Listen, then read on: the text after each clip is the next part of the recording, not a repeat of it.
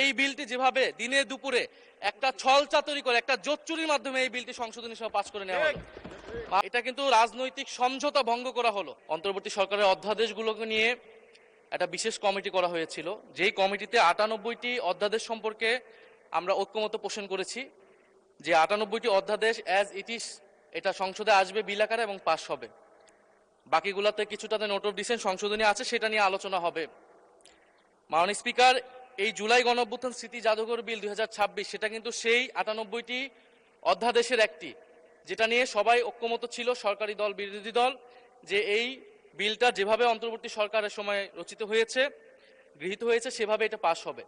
এখন আজকে যখন এটি পাশ করার বা বিলটি উত্থাপনের সময় আসলো, দেখেন আধা ঘন্টা আগে একটা সংশোধনী দেওয়া হলো। মাননীয় স্পিকার, এখানে সংশোধনী যে কেউ দিতে পারে। মাননীয় স্পিকার, যে 98টাতে ঐক্যমত আমরাও করেছি, সেই 98টার প্রত্যেকটাতে আমরা আপত্তি এবং সংশোধনী দিতে পারতাম, কিন্তু এটা আমাদের মধ্যে একটা কনসেনসাস হয়েছিল যে এই বিলগুলো নিয়ে আমরা কোনো প্রশ্ন তুলব না।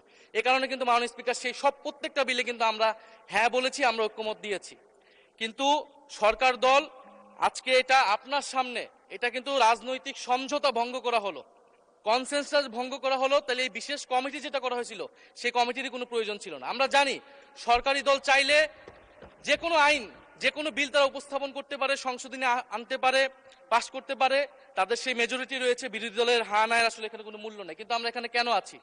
আমরা এখানে আছি যাতে আমাদের আপত্তি থাকলে জনস্বার্থের বিষয়ে আমরা কথা বলতে পারি। সেই কথা বলার সুযোগ যদি না দেওয়া হয়, এই বিলটি যেভাবে দিনে দুপুরে একটা ছল চাতুরি করে একটা জোচ্চুরির মাধ্যমে এই বিলটি সংশোধনী সহ পাশ করে নেওয়া হলো, মাননীয় স্পিকার, এটা আমরা প্রতিবাদ জানাচ্ছি।